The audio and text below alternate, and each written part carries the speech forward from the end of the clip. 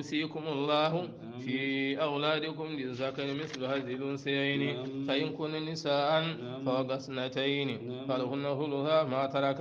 وإن كانت واحدة فلها النصف ولأبيه لكل واحد منهما السدس مما ترك إن كان له ولد فإن لم يكن له ولد وورثه أبواه فلأمه الثلث فإن كان له إخوة فلأمه السدس من بعد وصية يوصي بها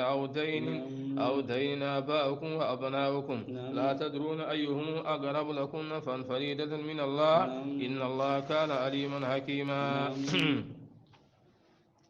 يوصيكم الله التي يمريون في أولادكم بيبي مودا تيمانا غوركم مانا ماي